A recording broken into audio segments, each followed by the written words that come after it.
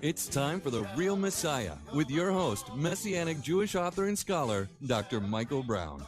Here to open up the scriptures, answer your questions, and help you discover Israel's true Messiah. Join the discussion now by calling 866-34-TRUTH. That's 866-34-TRUTH. Here again is Dr. Michael Brown. Hey friends, it is great to be back with you tonight on the Real Messiah broadcast. It's been a couple of weeks since we've been with you on WMCA all over New York City and coming your way on YouTube and Facebook as well.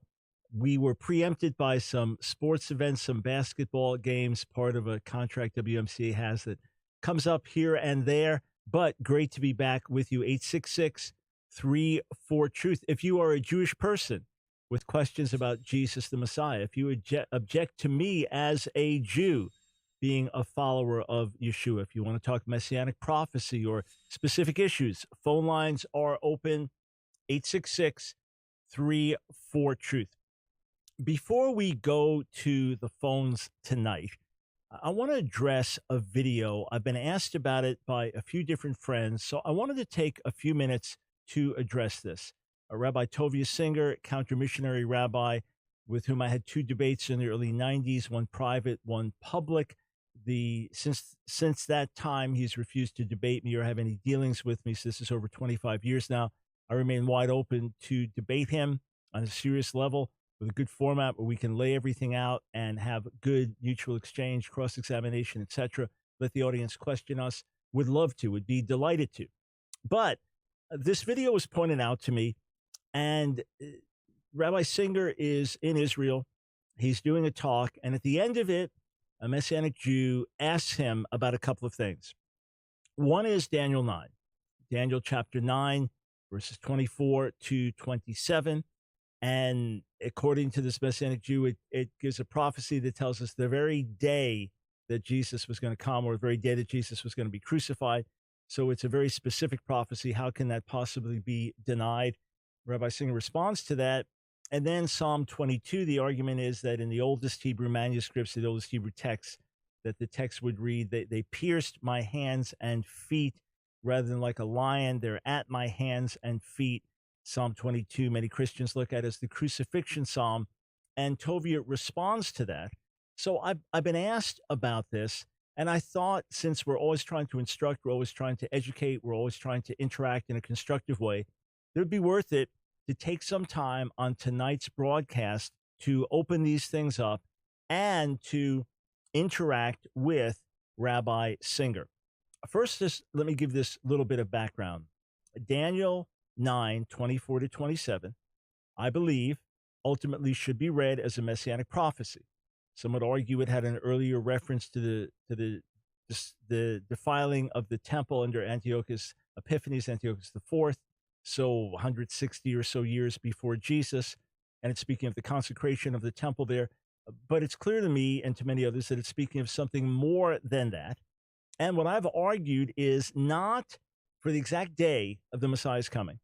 I've not argued that you can find the exact day of the Messiah's coming or the exact day of the Messiah's crucifixion, as some have argued, but rather that what's clear is that the Messiah had to come and accomplish his work of redemption, that he had to come and make atonement for our sins before the second temple was destroyed in Daniel 9, 24 to 27. And in that sense, in that regard, that is a significant messianic prophecy.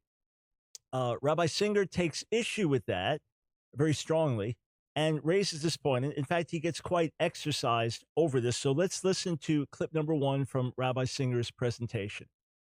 You have to believe that not one writer or apostolic father, that means Clement I of Rome, it's Daniel 9, meaning the text from verse 24 and 25, 24, 25, 26, and 7 is never quoted in the Christian Bible.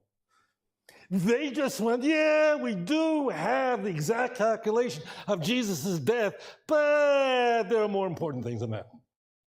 Ah, actually, that's kind of a glaring, shocking statement by Rabbi Singer. Extraordinarily so, in fact. Yeah. Nobody, no New Testament writer makes reference to it. Nobody. How about Jesus himself? How about Matthew 24:15? Excuse me, Matthew 24:15. Yeshua says, "So when you see the abomination of desolation, which was spoken of through Daniel the prophet, standing in the holy place," and he goes on and says, "let the reader take note."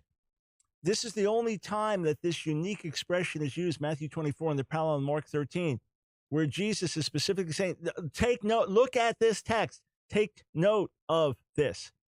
And where is that passage? Well, the abomination of desolation is mentioned a few times in Daniel, including Daniel 9:27. So Yeshua himself is saying, look at this passage. Make sure you look at it. And it's obviously something having to do with the destruction of the temple that was going to come, and he was warning his followers about it. So he's drawing our attention to this very prophecy. Quite remarkable. Rabbi Singer says no one quotes it, no one makes reference to it. No, Jesus himself makes explicit reference to it. Now, we also know, Paul writing Galatians 4 mentions the Messiah coming in the fullness of time, and there was a sense there are other Jewish traditions inside and outside what becomes rabbinic Judaism that make reference to this text as well. And this is fairly well known. It doesn't you research it online and get some good academic papers that are available online that go through this and how things were looked at chronologically. But there was a sense, others have written about it as well. There was a sense of living in this time, this fullness of time, this messianic era. In fact, from what we understand, the Essenes at Qumran had calculated things using the 70 weeks and were expecting the revelation of Messiah, which would have been, 30 or so years before, 35 years before Jesus was crucified. The point is, though, that Jesus refers to this and points to this very passage, telling us to take note. So the very thing Rabbi Singer said, it was so important, somebody would have pointed to it. Jesus did and tell us to take note of it. So that's the first thing. That's big. That's very major. And by the way, I've addressed this at great length, from Rashi's commentary to current counter-missionary work, some of the very, very weakest work that's ever been done, in my view. Some of the worst and weakest arguments that have been given to Daniel 9:24-27. I've interacted candidly with folks that I think this is some of the weakest what I've seen. And even Rashi's commentary, what's he actually saying? It's somehow messianic, but future. And anyway, it really breaks down. So the Messiah had to come and accomplish his atoning work before the second temple was destroyed. And the Messiah himself pointed readers to that text in conjunction with the destruction of the temple spoken of in that very passage. As to the idea, well, why don't the apostolic fathers talk about it? How come none of them talk about it? Well, for the most part, they're not writing about messianic prophecy or proving things to Jews or other. These are pastoral letters and things like that dealing with issues. But you have within the first 2 centuries, so the early part of what others would call the Christian era, references being made to this very passage, Daniel 9:24-27. Again, I just checked to see what you can find online. Look for early Christian interpretation of Daniel's 70 weeks, and you'll find references from early on in Christian literature. Where did they get the idea? Perhaps the fact that Jesus drew attention to the passage? All right, let's go over to Psalm 22. And Rabbi Singer there is referencing Psalm 22:17 in Hebrew, 16 in some of our English translations.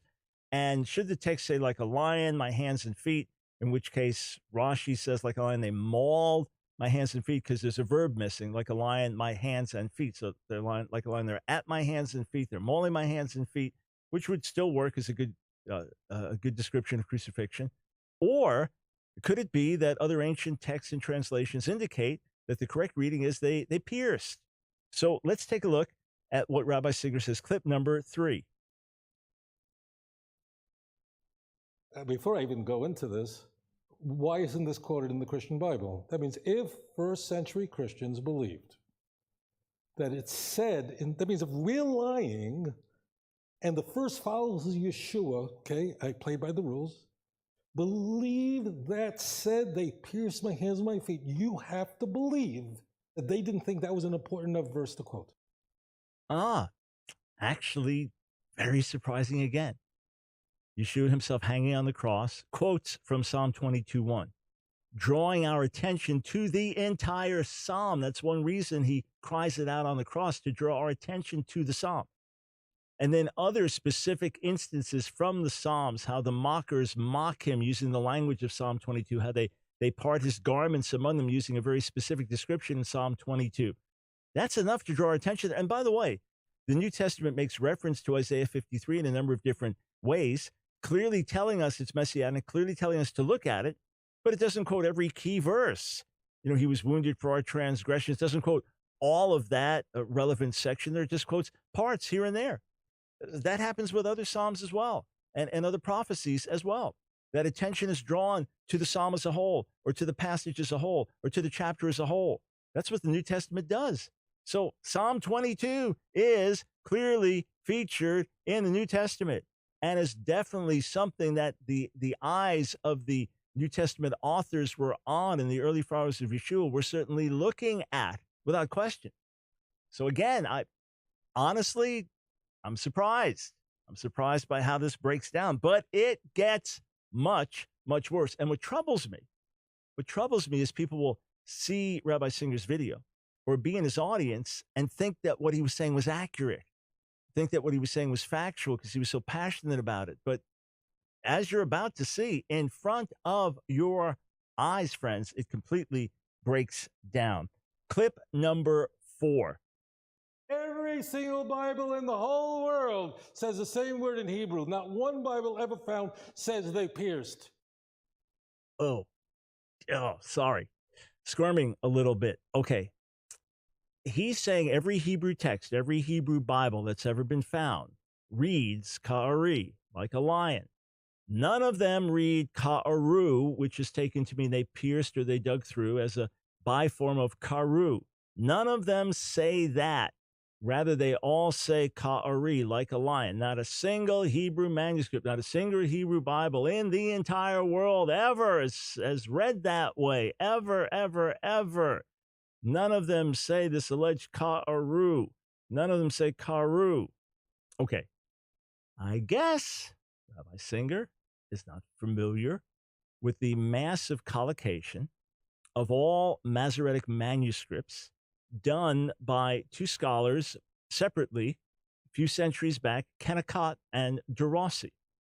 So these are books written in Latin that give every last Masoretic manuscript. And so you have to understand there are thousands of Masoretic manuscripts, and there are all kinds of variations. All right. So I copied this out. Okay. You can actually access the book in PDF form online. I copied this out. I magnified it. I underlined a few things. So I'm going to put it on the screen. If you're listening, I'll do my best to explain. But let's go to image 5, clip number 5. And I'm sorry. First Dead Sea Scrolls. Okay, that's the right image. Put that up. Number 5. Put that back up. Okay. So first from Qumran Cave 4Q88, with further reference. This is a fragment from Psalm 22. Now, it has the letters for Hikifuni, and they are written with these little circles on top, meaning that the text is not 100% clear. All right. But then there's Kaf Resh, and then a Vav, Karu. All right. So the Vav is not certain, and then Yadai, Baraglai, so my hands and my feet. But notice there's no Aleph there. This text is from Hasmonean times, so this text is from well before the time of Jesus, all right? And it does not have the Aleph. And the most likely reading is Karu, but certainly it does not have the Aleph there, which would support the idea that the text originally said Karu or Ka'aru. And Karu, as we'll show in a little while, can mean to dig through, to bore through, hence can be used, obviously, to cut through, to bore through. Crucifixion would obviously work well with that concept. And then, although he tries to downplay this from Nachal Hever, so these texts were a little bit later. This would be from a century or so after Jesus, but many of these have been dated to well before Jesus. But either way, these are Jewish texts, okay? These are Jewish texts, Jewish collections. So there we have Ka'aru. You say, well, I think it's just a yud at the end. It's Ka'ari. The best Dead Sea Scroll scholars have examined this and looked at this. People who specialize in orthography, and they don't have an axe to grind. They're just transcribing what it says, and they're all looking at the same pictures and then studying it in person, looking at it. Karu is the best reading, all right? But what about the Masoretic manuscripts? Let's go to clip number 6 here, our 6th image. Let's look at this. And Kai, just leave this up for a little while. All right, so again, if you're listening on radio and you're not watching, I'm going to do my best to explain this to you. But what you have here is a series of numbers. And what it's telling you is, okay, in this particular manuscript, which scholars number as thus and such, number 4, 38, or 40, etc., that the main Masoretic text means one thing, but you have X number of manuscripts that read something different. So, for example, instead of ka'ari, like a lion, you have one manuscript, number 245, that reads ka'aryeh. These are Masoretic manuscripts, Masoretic Hebrew texts, late medieval and after, okay? So it's a more full spelling of lion, ka'aryeh, instead of ka'ari. But you have the text, and I underlined it, ka'aru, kaf, aleph, resh, vav, which Rabbi Singer said does not exist in a single Masoretic text, Masoretic Bible, anywhere in the world. False, false, false, false. How many times false? Well, here you have it. Manuscript number 39, 267, 270, 277, and then 288 and 660, and then some other variations. Then you have some other marginal ones. So overall, you have it attested about 8 different times. You say, well, it's just 8. Hey, when someone says none exist, when someone says there is not a manuscript on the planet where this exists, and here, and any scholar knows the Kennecott collection, okay? DeRossi then just supplemented it with errors and with variations in the vowels as well. But any Hebrew scholar, biblical scholar, is familiar with this compilation. It is just a list of the Masoretic manuscripts, Masoretic Hebrew manuscripts. When Rabbi Singer says, never occurs, 0, no manuscripts, no Hebrew Bible, nowhere, and he's very dramatic about it. Well, you got at least 8 times. And then 4 or 5 times you have Karu. So this is a legitimate variant in these Masoretic manuscripts, Karu or Karu. Okay, so as I said, I'm kind of shocked to see these things. And I want to play one more clip from Rabbi Singer. But I just have to honestly say, I watched this stuff in a state of shock, just on a scholarly level. Forget polemics. Forget who's right or wrong. Forget any of that for the moment, okay? Obviously, those are life and death issues, who the Messiah is and how we respond to him. Of course, I understand that. But just putting aside, just simply from the standpoint of Hebrew scholarship, biblical scholarship, manuscript scholarship, it's kind of shocking to see these things. I don't mean to be insulting. It's just when people make a big deal of it and say, well, look at this, he's an authority. Maybe on certain things, I don't know. But these areas, clearly not. Okay, so let's listen again to Rabbi Singer. Clip number 7. This is Sheker v'chazav is a lie. Kaf, Aleph, Resh, Vav. What does that word mean? Anybody? What is the word in Hebrew where I'm standing here in the land of Israel, filled with Hebrew speakers? You all don't tell me none of you speak Hebrew. Kaf, Aleph, Resh, Vav. What does this word mean? Nothing. It means nothing. There is no such word. I'm not going to get into it. You can't have a verb with the aleph in it as the root. I don't want to get complicated. There is no such word. You have been lied to. Oh, that really makes me squirm. Whoa, unreal. Oh, okay, so let's first start. He's going to ask a Hebrew-speaking audience what karu means, and they say nothing. There's no such word. Okay.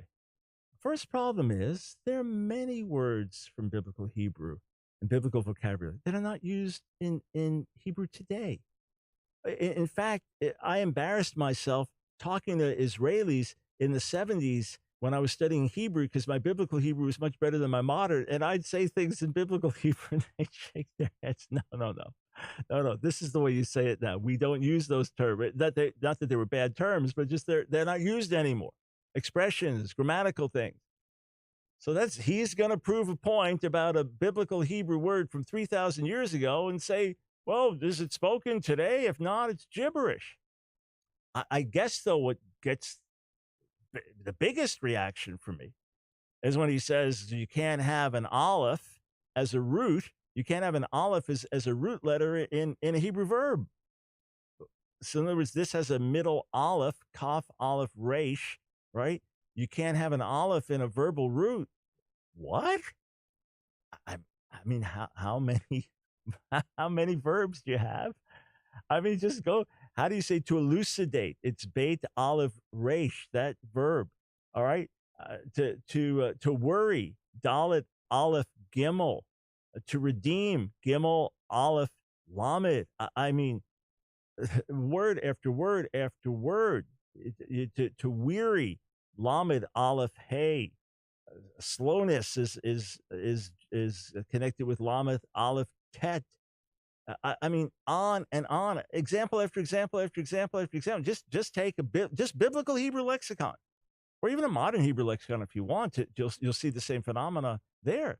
You just go through it and look for each verbal roots, and then just scroll down to where aleph would be the second one. You have example after example after example. Words that he knows perfectly well. So what was that?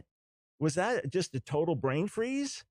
Or was there an intentional attempt to mislead an audience? Either way, that makes me squirm. And then what about this idea that there is no root, kaf, aleph, resh? Well, may I just do this again? I know we're on radio, so you can watch this later on YouTube at Ask Dr. Brown, AskKDR Brown. You can watch this, but I'm just going to put a few images up on the screen. And Kai, keep the image up until I tell you to switch. Let's look at image number 8.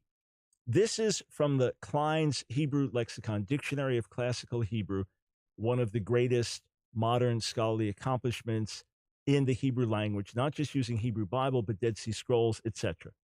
It has two possible roots, kaf, aleph, resh. All right? Two possible roots. And one of them is pointing to Psalm 22, the very verse we're looking at, based on manuscript evidence, some of the evidence we just looked at, Masoretic manuscript evidence. So that's a possible one. Does it mean to bind? There's speculation there. And then there's another root, kaf, aleph, resh, meaning to be repulsive. It's reflected in the Dead Sea Scrolls. There are citations given there, etc. The word kaor, repulsive, and then it could be they're made repulsive, mutilated. Is that what it's talking about in Psalm 22? So the question is, how do these relate to Psalm 22? But these are two different entries under a root that Rabbi Singer says never existed. Not only do we have it attested in the Dead Sea Scrolls and at Psalm 22 and Nachal Hever in the Dead Sea Scrolls, but we have it used in other ways as well. So the root exists. The root certainly exists. Okay, so that's one scholarly lexicon used by Jewish and Christian Old Testament scholars. All right, let's look at image number 9. This is from the Hebrew and Aramaic lexicon of the Old Testament that started as Kohler Baumgartner. Then others worked on it as well, including the great Aramaic scholar Yechezkel Kutcher, Israeli scholar. This is widely used by Jewish and Christian scholars studying the Hebrew Bible. And they point to a root kara, kaf, resh, hey, a root kara, meaning, and we've got parallels in Old South Arabian and Arabic and Aramaic and Punic, etc., meaning to dig a channel for a river in some of these other languages, and in the Bible to hollow out, to dig, as in digging a well, Genesis 26:25, or Numbers 21:18, or a cistern in Exodus 21:3, and verse after verse, digging out a pit. In Psalm 40, Osnaim karitali, you have dug out, so opened up my ears. All right? So this is a potential reading in some manuscripts, and in one Dead Sea Scroll manuscript, karu, meaning they dug out my hands and feet. Again, if it has to do with digging out, with piercing, is it related concept? Could well be. Many scholars believe that is the case, hence the usage there in a very violent way, pointing to crucifixion. And then the other argument is that ka'aru is just a biform of karu, and we know that this often happens where the aleph is part of a biform of a word. Just look at how it occurs in Hebrew and Aramaic in terms of certain words with what would be called weak roots, all right? So with a vav in the middle or something like that, sometimes you go to Aramaic, has an aleph. So these are all perfectly plausible. Sorry if I lost anyone, but Last image, okay? All right, the Brown Driver Biggs lexicon. This came out in the early 1900s, an edition of the famous Gesenius lexicon, and one of the most widely used to this day by scholars of the Hebrew language, both Jewish and Christian. So at Psalm 22 has Ari, lion, gives the references there. But then it says this, that they're suggesting reading ka'aru, which equals karu. So they dug through, they dug out my hands and feet, which would then mirror the Septuagint. They pierced my hands and feet. And contrary to Rabbi Singer, there's ample evidence of the Septuagint being completed as a Jewish work before the time of Jesus. So bottom line, here's what we get. And we're done with that image. We're good now. Number one, massive error on Daniel 9. If it was so important, why wasn't it referred to? It is. It is by Jesus, Matthew 24, Mark 13. And not only so, early church leaders make reference to it as well, recognizing its significance having to do with messianic prophecy before the second temple was destroyed. That's number one. Number two, Psalm 22, quoted, referred to explicitly in the New Testament. Therefore, you're going to read all the passages, including they pierced my hands and feet. All right. Number three, Dead Sea Scroll evidence supporting a reading of karu without an aleph, therefore not like a lion. And then, yes, Nachal Hever, Qumran scroll, strongly pointing to ka'aru with a vav, not a yud. So again, not like a lion. And then, contrary to Rabbi Singer's denial, saying there's not a single Hebrew manuscript in the world, Masoretic manuscript, that reads this way. I post this actual image from the Kennecott volume where he lists the Masoretic manuscripts that read ka'aru or karu. All right. And then on top of that, extraordinary error, mind-bogglingly error, saying that you're not going to have a verbal root with an aleph in it. Again, either he failed to explain himself or just had brain freeze. That can happen to anybody. But when people think then immediately correct the video or pull that part or make a statement, I made an error there. And then that there's no root ka'ar. Well, there is, and it's attested in lexicons in different contexts. And there are explanations as to how you can have kara or ka'ar and how they are related. So can we prove that the earliest reading was they pierced or they dug through my hands and my feet? Can't prove it, but there's very, very strong evidence for it. And by the way, even if it was like a lion, my hands and feet, the verb is missing. Hence the explanation, like a lion, they mauled my hands and feet, which is also an excellent description of crucifixion. So this would be one of these things of like, when a pitcher strikes out the sides on 9 pitches, swing and miss at each one. Each major point he was making was a swing and a miss. So I just wanted to take the time to set the record straight. Truth. Pursue the truth. Follow the truth. It's worth it.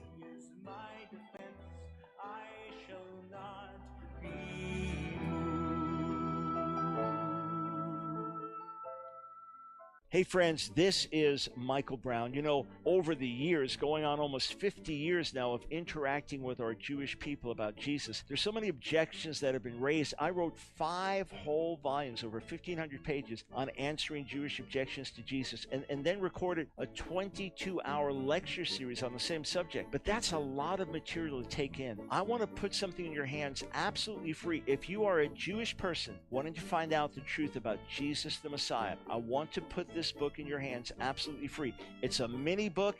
It's an easy read, but it's a page turner. Each new page you'll be wanting to turn the next. It's called 7 Secrets of the Real Messiah. You can get it as a mini book in paperback, or you can get the ebook. Now here's how you get it. Go to my website, realmessiah.com. That's realmessiah.com, and click on the free ebook offer, and then explore the website. You'll find testimonies of other Jewish people who believe in Jesus the Messiah. You'll find teachings we do on the feasts and holy days and rabbinic literature and insights from there into Jesus being the Messiah. We even have a synopsis of major objections with video and written answers, all waiting for you at realmessiah.com. Get the free mini book today.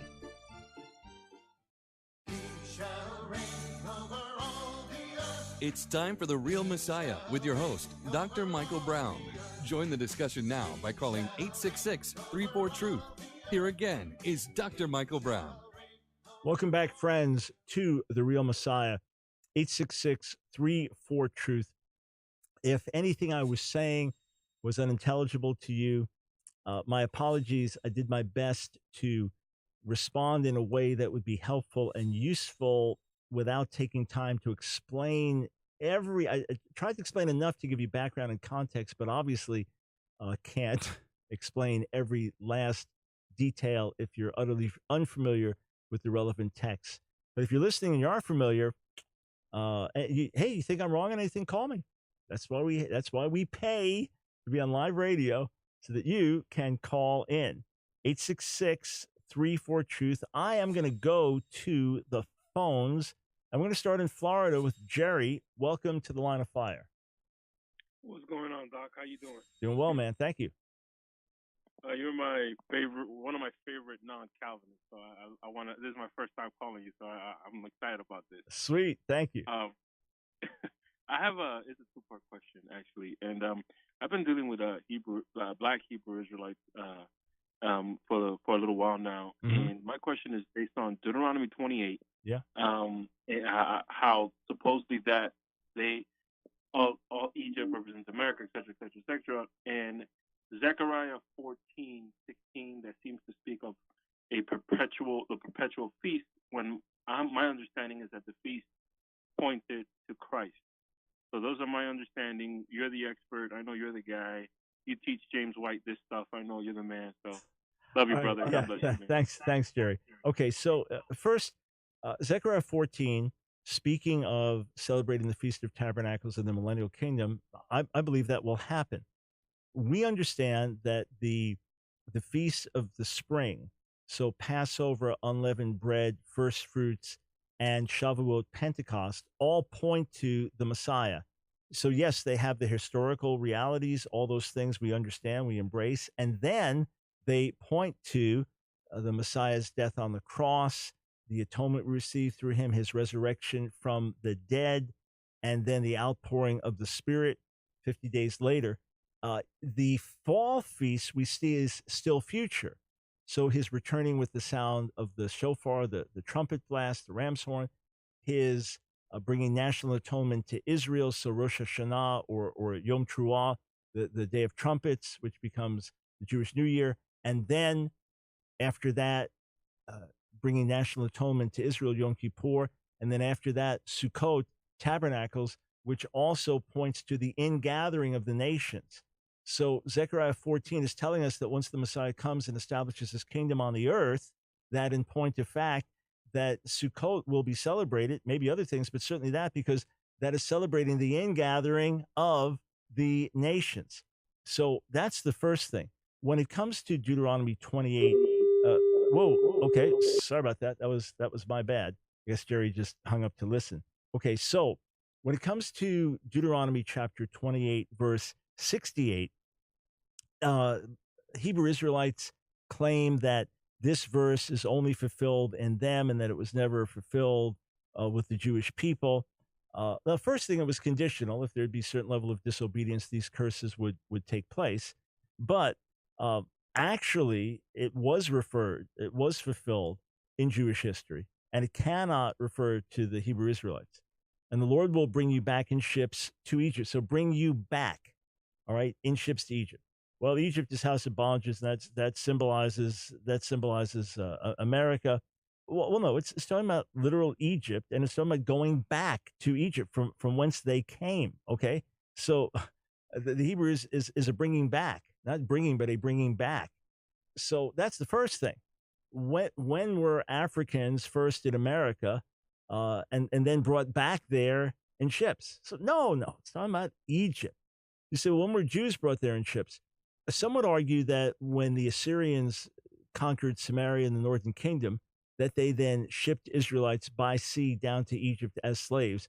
But for sure, we have writings from the first 2 centuries with the destruction of Jerusalem in the first and second Jewish wars of Jewish slaves being sold into captivity into Egypt. So it did happen, literally.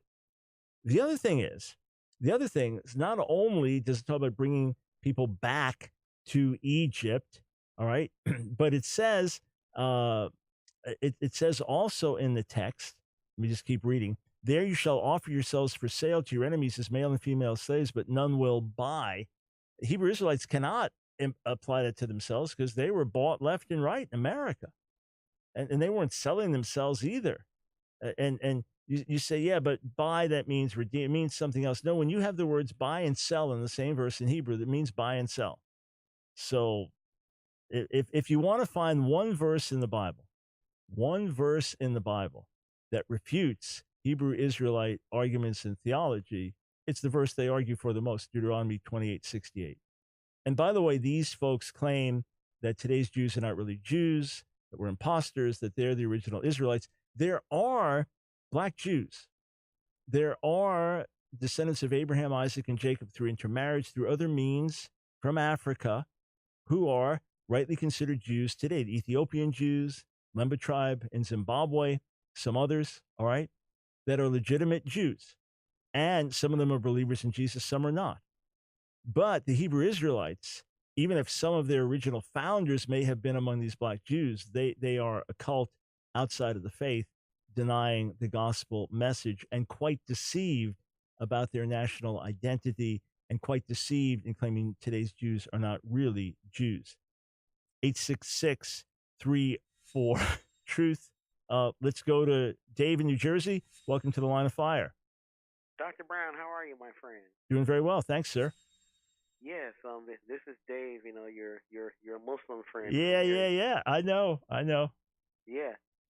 Before I ask my question, I just a little bit of background. When I broke with Christian theology, I thought about converting to Judaism. Mm-hmm.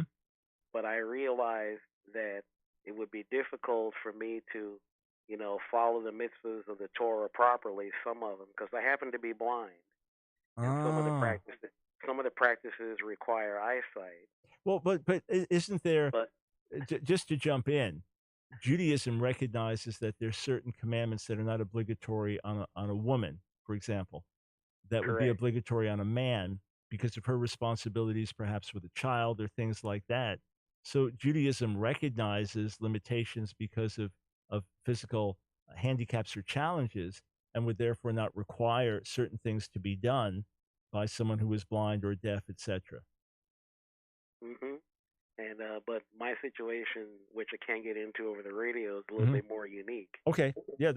Got it though. Right. All clear. Yep. My question, Dr. Brown, is if I'm going to use the analogy of a pair of shoes. Okay. If the older pair of shoes is still fitting, why should someone, who has been wearing that older pair of shoes for years and years, if each shoe fits on each foot, why in turn should they change just because they're told to change?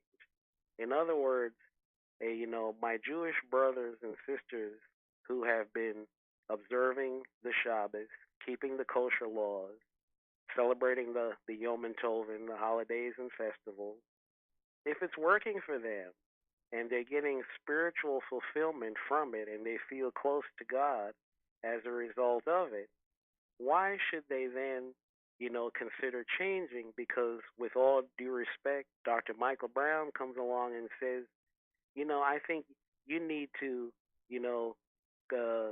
believe in a man. Why are you, your belief that you can go directly to the Father, as we believe in Islam the same thing. By the way, we revere Jesus as one of the prophets, as you know, because you've studied. Mm-hmm. But if an Orthodox Jew is close to God, and it's bringing them joy and fulfillment, why should they then change and worship somebody who clearly was described as a man? Mm-hmm.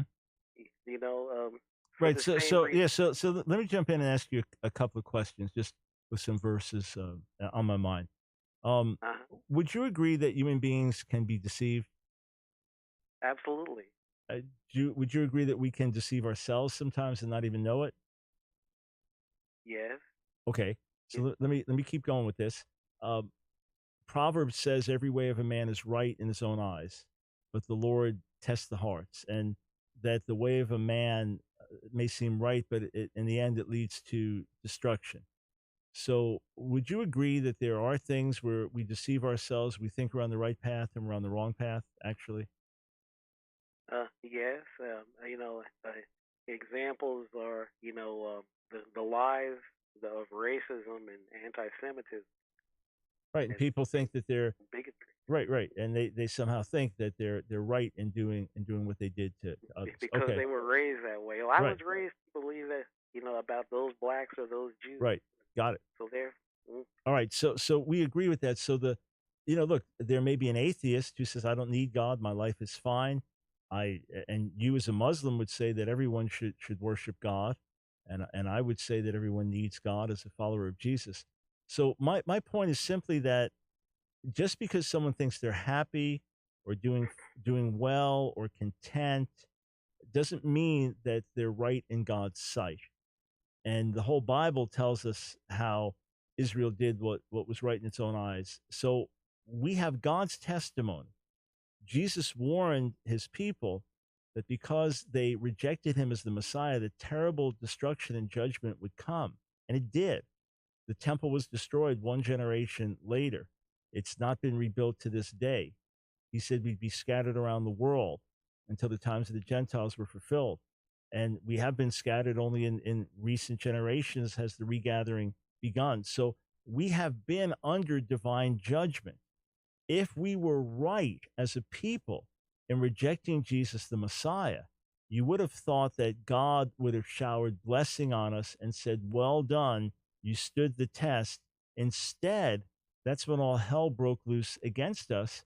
And the prophets told us that we would reject the Messiah when he came, and that instead he would become a light to the nations. And I can assure you that the forgiveness of sins that I enjoy through the Messiah is quite different than the hope for forgiveness enjoyed by a traditional Jew. So if someone said the shoes fit well, but now they had to ski down a mountain, I'd say, well, you need skis, even though you like those shoes. And perhaps you like those shoes, but they're summer shoes and now it's 20 below zero. You need other shoes. Or perhaps you like the shoes, but they're worn out and you don't realize it. So the fact that people are happy or content proves nothing. What we have to do, and nor does it prove anything that Michael Brown or a million other people come along saying believe in Jesus. What we have to do is go back to see what the scriptures say.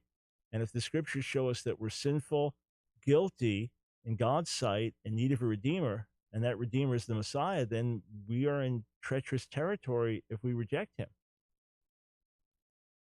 Well, see, I would, I would respectfully, disagree in that one of the conclusions that I've come through, by studying, and I made a promise, for my part, never to use the phrase Old Testament again, because a great friend of mine who's an Orthodox Jew told me that oftentimes, that becomes a slur, meaning that the Torah is arcane. Heaven forbid. Right. So Tanakh, Hebrew Bible, I use. Right. Yeah. Okay. So, but my view of the Christian Testament, which is what I've come through over the years, studying both the Torah, the Christian scriptures, and the Quran, and as you know, I believe the Quran is the final revelation of all the previous scriptures. Right. But I think that there are parts of the Christian Testament that are add-ons. In other words, I believe it's a 50-50 book. I think some of what's there. Yeah, but just real quick, just in deference to other callers also, Dave, and because we have talked before a few times, if the Hebrew Bible says that there's no atonement without the shedding of blood, if God said that he would destroy, if the temple was destroyed, it would be a sign of his judgment on the nation. If the Messiah warned us of judgment because of our sin. And you say, well, if we're happy, well, hundreds of thousands, if not a million or more Jews died in the 100 years after the death and resurrection of Jesus. Clear judgment on our nation. It was not a happy time in our history. And then we were scattered, couldn't even get into Jerusalem. Ultimately, the result of our sin of rejecting the Messiah. Shouldn't we take stock of that, sir? It's not a matter of a traditional Jew says, I'm happy. Again, plenty of people say they're happy. That doesn't, they're happy they're the religion. The question is, what's God saying? And God brought judgment on our people. Why? Because we rejected the Messiah. That's serious. I would respectfully disagree. I think that you know, the judgment, came in so many different levels, and the first judgment, of course, was when the first group of Israelites rejected the Torah. Right, but I'm talking about in the year 70. But each time, but that's the point, though, Dave, and that's what you need to chew on. In each point, it was divine judgment because of sin. What sin was so great that the temple was destroyed almost 2,000 years ago, and to this day still hasn't been rebuilt? What sin was so great? It was the sin of rejecting the Messiah. As much as God's been with us and preserved us in his love and mercy, we have been under divine judgment. Hey, Dave, I want you to make sure you keep listening on the radio here. We don't focus on Islam. We focus on Jewish issues on Real Messiah broadcast. But I just want to set the record straight on one point. So let's go over to Sam in Chicago. I know you want to make a comment about no middleman in Islam. So when a follower of Jesus says we go to God through Jesus, it doesn't mean we say, Jesus, will you please ask God if he's in a good mood and can I go to God? No, rather he's opened the door. So we go to him as our Father in great intimacy. We call him Abba in the closest, most intimate ways. A Muslim doesn't relate to Allah like that, does he? Talking to me. Okay, sorry, Dr. Brown, I got confused. I thought you were talking to David. But no. Yeah, good to hear from you. Yeah. And sorry to interrupt, but yeah, you're just want to say praise God for you. You're my hero, and I just wanted to say something. Though it is common for Muslims who say they have no middleman, that's not a true statement. The Quran itself testifies Islam's middleman is Muhammad, and I know you're pressed for time. I'm just going to look at chapter 4, verse 64. This is of the Quran, chapter 4, verse 64, Surah An-Nisa. It says, we sent not an apostle, but to be obeyed in accordance with the will of God. If they had only, when they were unjust to themselves, come unto you, meaning Muhammad, ask God's forgiveness, and the apostle had asked forgiveness for them, they would not have found God. They would have found God, indeed oft returning most merciful. And this is repeated throughout the Quran, chapter 9, verse 103, chapter 24, verse 62, chapter 47, verse 19. But I want you to catch it. It says that they had to come to Muhammad, Allah's apostle, and that Muhammad would have to ask for their forgiveness. Then Allah would be found to be merciful to them. So this is why even if he's a devout Muslim and he prays 5 times a day, he knows if he's praying 5 times a day, his prayer is incomplete, null and void, if he doesn't specifically ask Allah to bless Muhammad and his family and greet Muhammad in his prayer by saying, Assalamu alayka ayyuha nabi. Peace be upon you, O Prophet. So this notion that there's no middleman in Islam, that is a farce. I'm not saying David is pulling a fast one. He may not know what Islam teaches, but clearly Muhammad has supplanted Jesus in Islam. Now notice the irony here. We believe Jesus is the God-man, perfectly God who became flesh. So when we go to Jesus, we're going to God directly.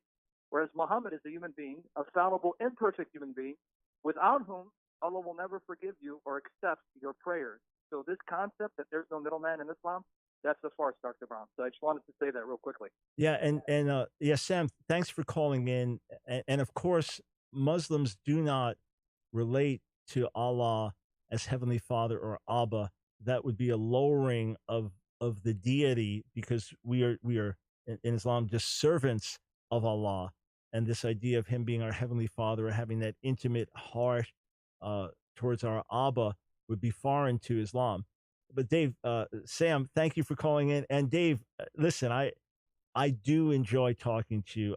I appreciate the fact, Dave, that you have Jewish friends, that you are sensitive to Jewish issues. I do appreciate that.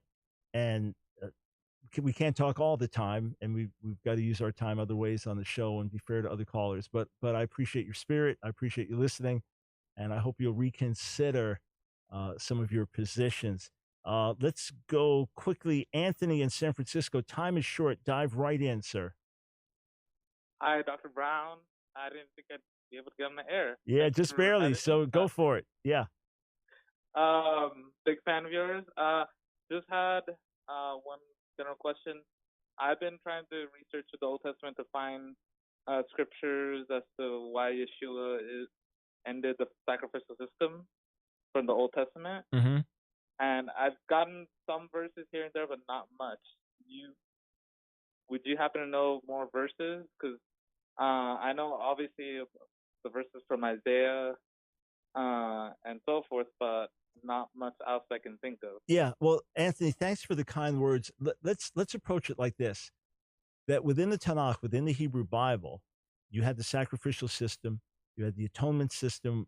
Within that, repentance was always important. But through the Torah, what's most foundational is blood sacrifices, blood sacrifices, blood sacrifices.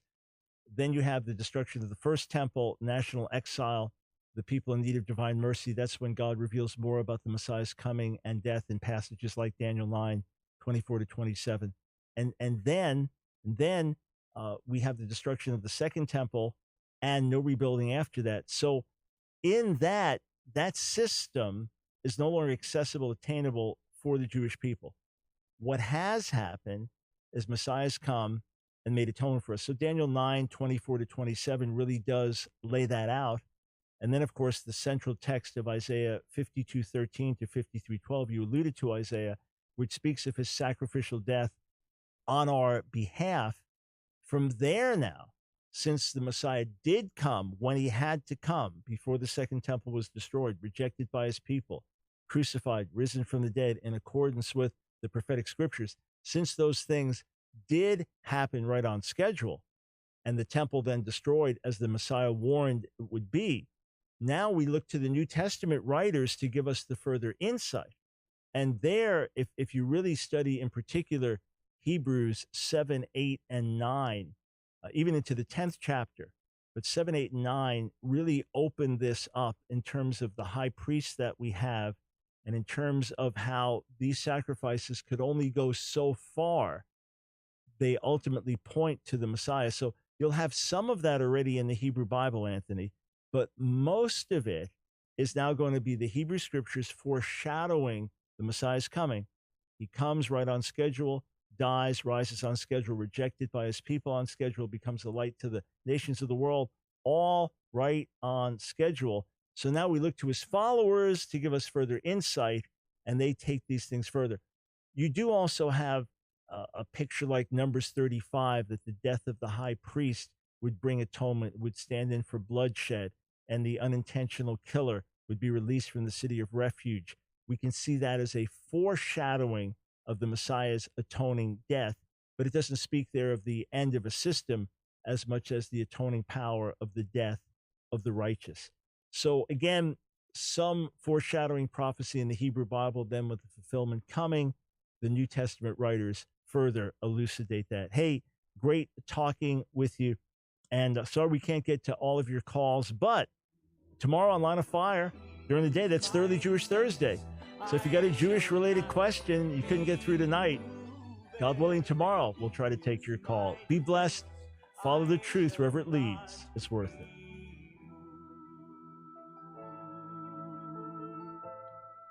Hey friends, thanks so much for being part of today's broadcast. I want to speak to you for a moment. If you are a follower of Jesus the Messiah, would you partner with me in bringing the good news of Yeshua to the lost sheep of the house of Israel? Is there anything more sacred or precious we could do together in the Lord? Friends, we have resources we need to get out in Hebrew. We have enhancements we need to put on our Real Messiah website. We need more help to answer the many questions that come in from Jewish Jewish inquirers and from those wanting to know about the Jewish roots of the faith. And this is something we can do together with your help. Paul said the gospel is to the Jew first and also to the Gentile. So join with me today in reaching the lost sheep of the house of Israel. Right now, take a moment and go to Ask Dr. Brown, askdrbrown.org, and click on Donate.